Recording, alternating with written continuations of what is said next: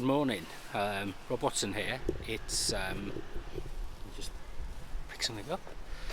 It's Wednesday, the 25th of August, and I'm actually in Bede Park at the moment, which is on my route into Leicester city centre. I'm off to do a Leicester Stories session where I collect or capture audio of people talking about and explaining how or what they want to see from Building Back Better. Sorry, it's only just 9 o'clock and I haven't really woken up. I've had a coffee, but I'm still kind of a little bit drowsy. So I'm going to cut across the field for a second.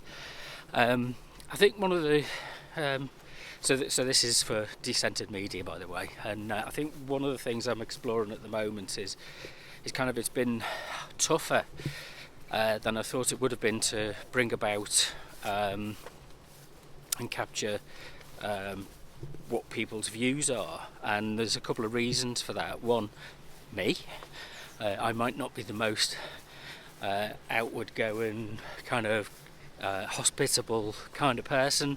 I have an RBF, I've been told, so my disposition, I'm not particularly fearless at going out and talking to people in the street, but that's fine, so I do these coffee sessions where you kind of stand and you have a banner, the Leicester Stories banner. You might have seen that online, at Lex Stories is the Twitter handle and Instagram, and then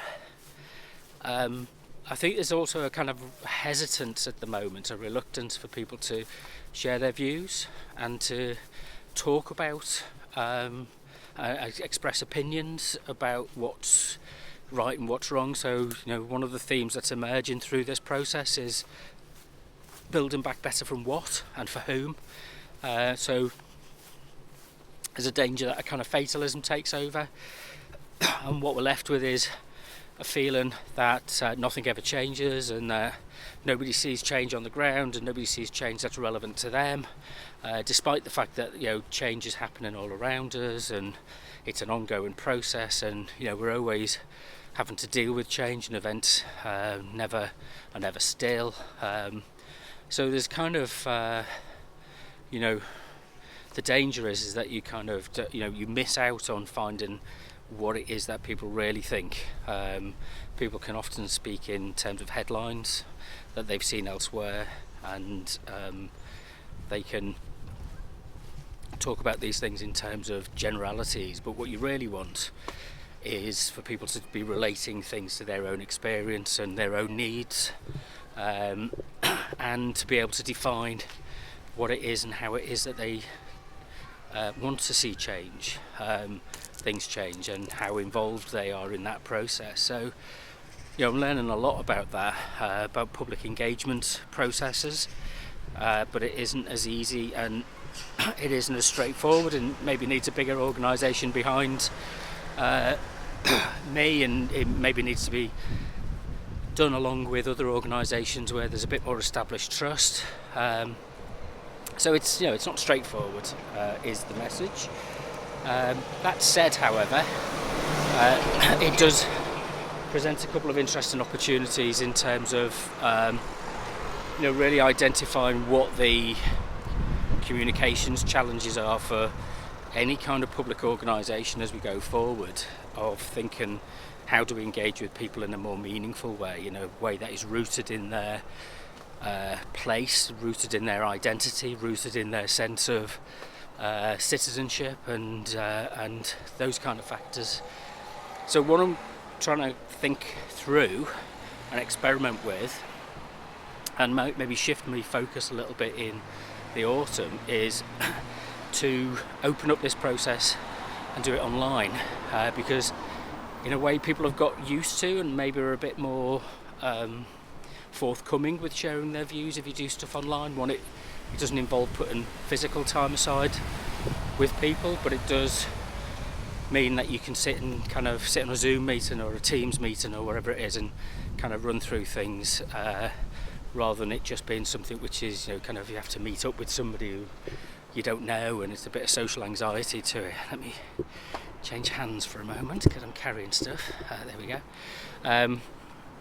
So there's a number of different factors to this that I think I can explore more purposefully online, and I'm going to do this on the basis of setting up an online community media club. It will be self-sustaining, so to join you have to subscribe via Patreon, and that would initially give anybody who wants to join access to a weekly Zoom meeting, which we can discuss and share and talk about any kind of issues that are related to community media. And then we can also, there's a forum, so I've got the Decentered Media Forum, and then we can discuss and share issues and ideas and alerts to funding opportunities, and, you know, try and bring people together in a way which is those people who are focused on, if you like, progressive uses of media, those people who are focused on community uses of media, where it's not an exclusive set up for just a few small number of people, self-selecting people, but it's kind of quite open. As I say, the basic entry is something like £1 a month on Patreon, and people can pay more if they wish. It's just really to cover the costs of hosting, which I've been happy to do and will remain happy to do.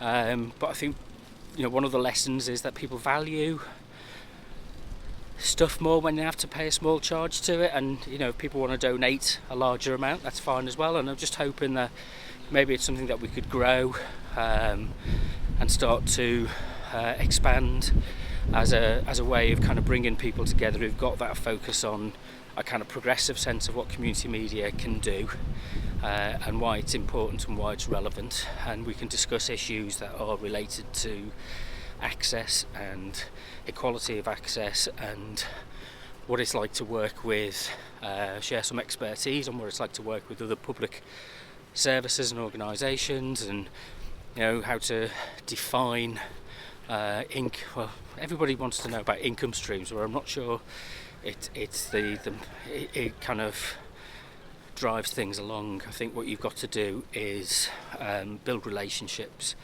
and relationships that people will pay for and contribute towards the maintenance of.